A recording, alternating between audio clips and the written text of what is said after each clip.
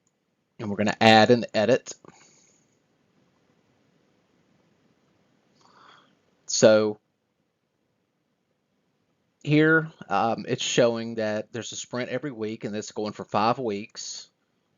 Since that's what we put on the calendar. We can assign teams to the release. So here we can say all teams, or we can say John's team and a couple more folks. And you can add attachments as well. And here's where you would view the history of the release. And you can see here that I added the teams and created the end date for the release. Okay. Next, we can add new teams here. You noticed on the last that I chose Dahlia and my team, but here you can add teams. So we're going to call this John's Team 2 here. You pick someone to be the team lead. This would be me. And here is where you could enter in the estimated velocity. The velocity is the number of story points that you expect the team to deliver in each sprint based on the team's performance over time. So that's a metric that's kept through the quality. So I'm going to add and edit.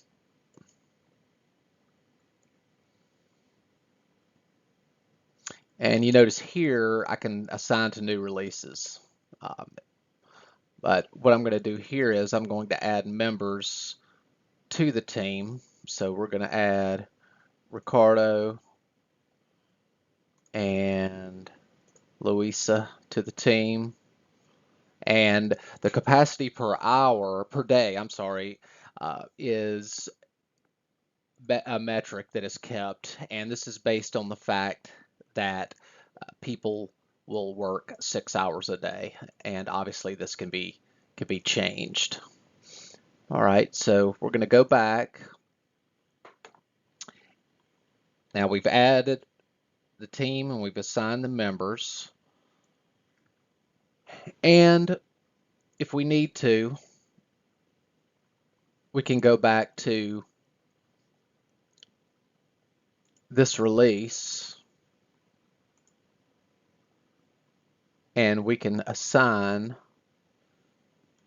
the team that we just created. So again, all right, so that's that for what we're doing today in the demo as far as being in the administration area. So now we're going to return back to our demo workspace.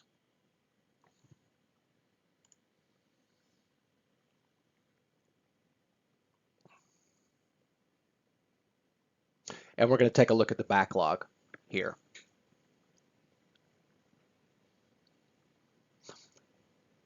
So you'll notice in our backlog that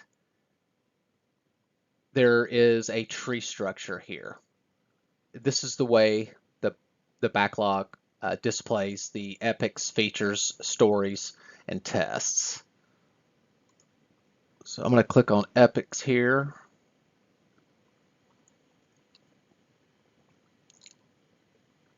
And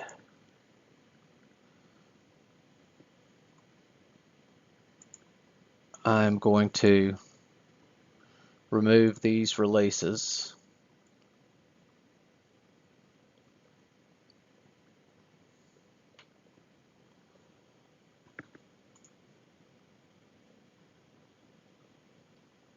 And you'll notice that it unfilters and it shows a larger tree structure here. Now you'll notice that this is arranged by epics and features. So let's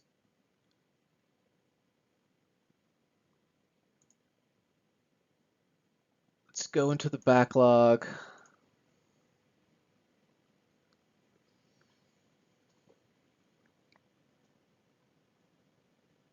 And we are going to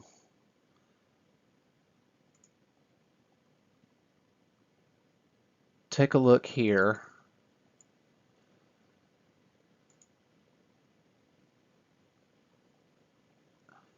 at the entire backlog. Now this is where we can create an epic. So let's create an epic here for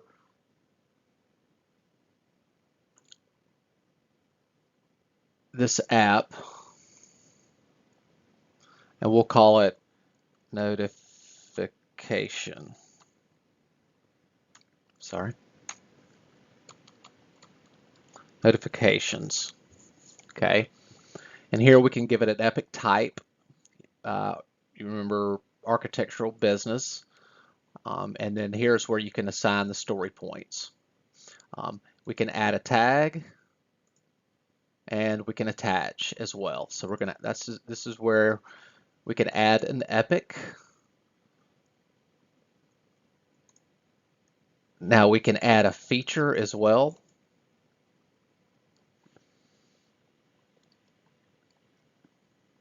And we will call this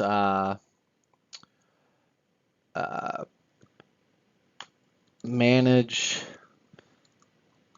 notifications. And here it could be assigned to an epic.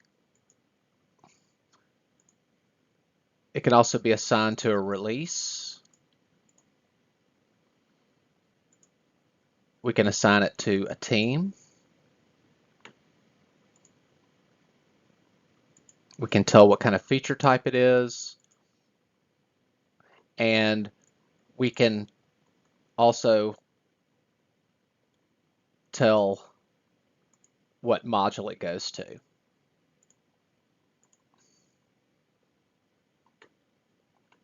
Okay. So here we're adding a feature.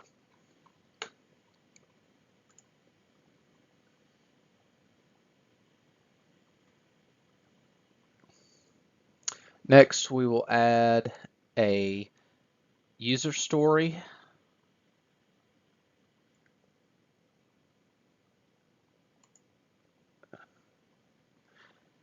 And we'll give the name of this user story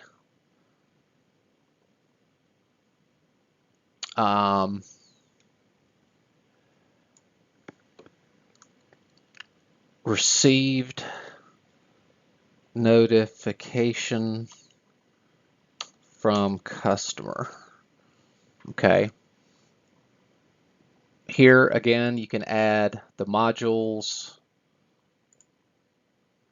any field that is here. You can add the release. You can say which sprint it's going to be in. And again, we will assign it to John. We'll assign this to John's team 2.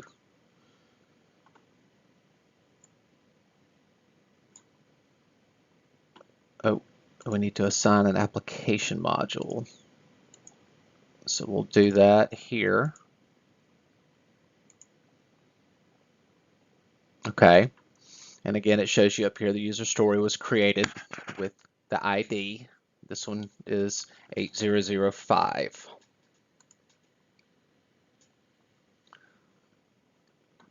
Okay, next in the backlog is tests. So let's go create a test, and we will do that from this user story here. So failed to send a message. Oh, I'm sorry. Let's do it from the first feature in the list here, manage single chat. So again, the navigation is very consistent across all of these. And here we're going to go to the tests that are related to managing a single chat. We are going to add a manual test, and we're going to call this test would be verify chat accepts special characters. Okay, it's an acceptance test. Here is where it shows the covered content. You can put the estimated duration, the module it's associated with. And again, if you want to be more descriptive, test the special characters. Oops.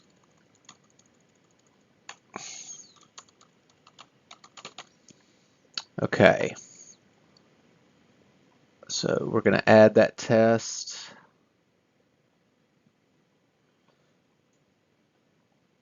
And we're going to open this test, and we're going to add steps.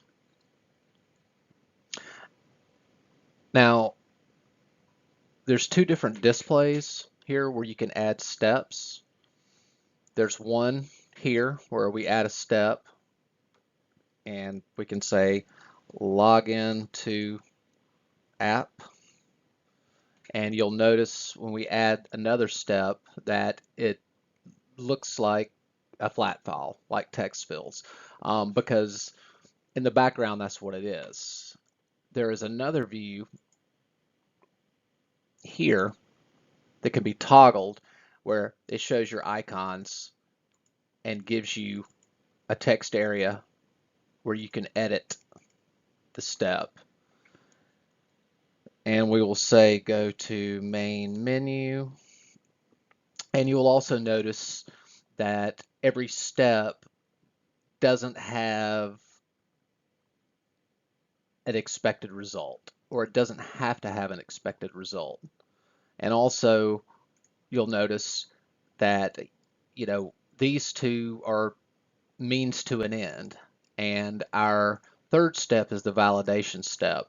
So here is we're going to type special characters into the chat field, and this is where we would get our expected result here.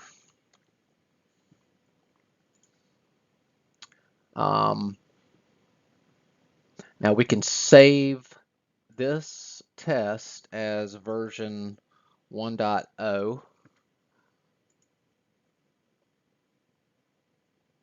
Now, if I come in and add another step that says type alpha and special characters,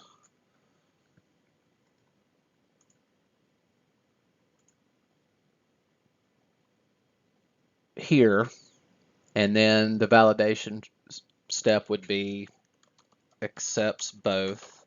You'd want to be more descriptive than that, but for the sake of this demo, and then we're going to save this as version 1.1.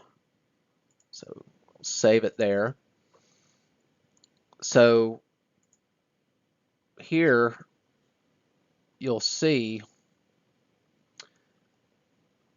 that the different versions were saved.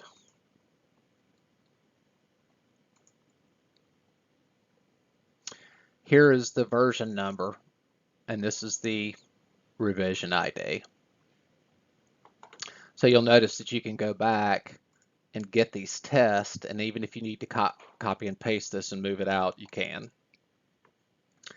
Here we can say, all right, well, for the sake of this test, we're going to set this as the latest version, and then it will ask you what you want to do, but we're not going to do that now.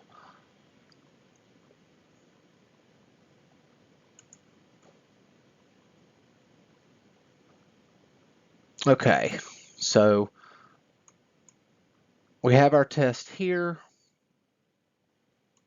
let's run this test. It's going to tell us the release. We're going to run this in the QA environment. We're going to use that version. It's not a draft run, so we're going to say let's run.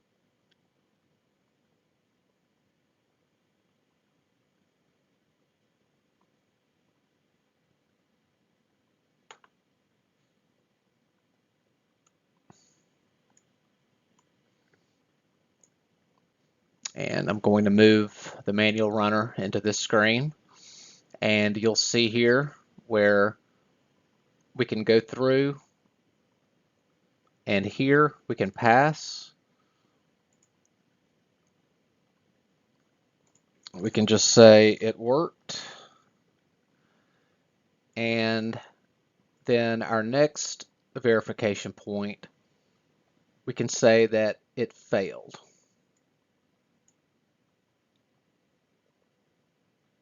Here. So we can come into here and we can add a defect. Alpha and special characters did not appear. Okay. Fields here, we have our severity. Let's just say it's a medium. Again, we can tag this.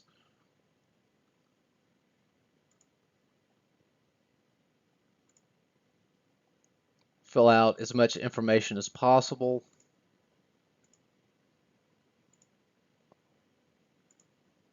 If we know the team, when in the environment, and what sprint we were in, and a description. So it really broke, and we say add. Okay, and so we have our defects up here. We have the run details here.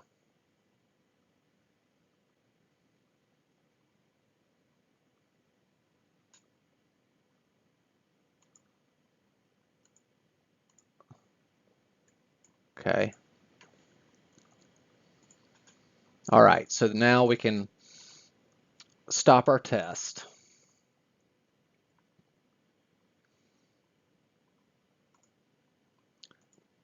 Now, the defects were created in the are put in the defects section here. And you will notice the way that this is laid out. There are several different views for this, depending on how you want to look at it. I will say that in this view, you have your list of defects, and you can drag and drop to defer them. And you can also adjust the size of the defect as it physically appears in front of you as well.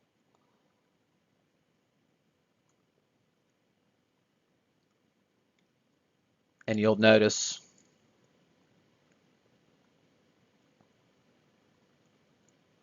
that it'll tell you if you can't drop a defect. Okay, I will go over a couple more things high level here. The pipelines, this module we will not get into today. This is more of an advanced module. We could take a look here at the dashboard. The dashboard is the overall view of what is going on. So you'll notice here your run status by application module, your burn down, your open defects, cumulative flow, design process, and as you mouse over, you will notice that you can view the details within each bar graph, and then if you need to, you can drill down and it will show you the test runs for this, and you can again drill down and and get as detailed as you like. Now, these are called widgets within the application. If you want to add a widget, you can come in and, of course, you can make a custom graph, but they give you many choices to choose from. So when you come in and make a graph, let's say we do, let's do this.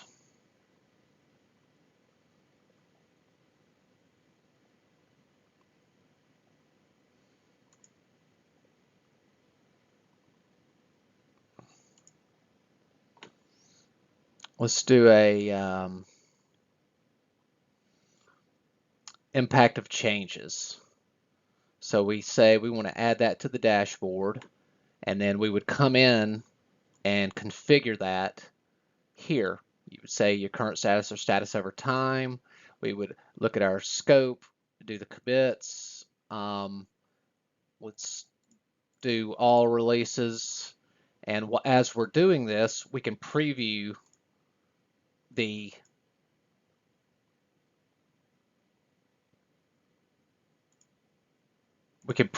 data as we build it.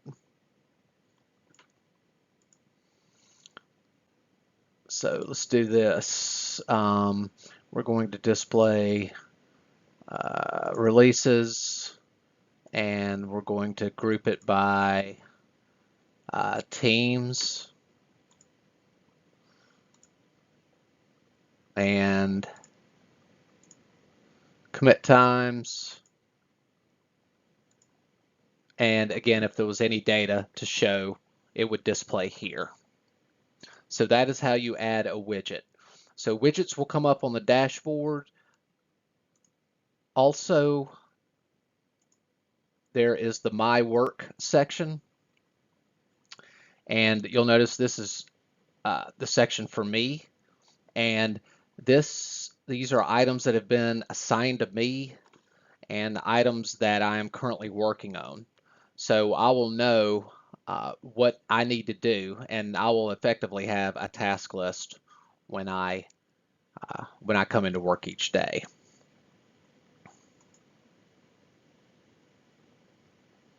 Quality. This tab shows the overall status of the quality of the entire project across all dates and releases. So, and again, it has a dashboard area where you can set up, whatever widgets you want for whatever releases you want, and you can drill down into each release, each module, the test, however you want to look at it. So it's very uh, you can elaborate on anything and everything that is in Octane, and by associating and making assets by tagging assets to each other throughout the entire course of the SDLC, the more metrics and KPIs you can gather.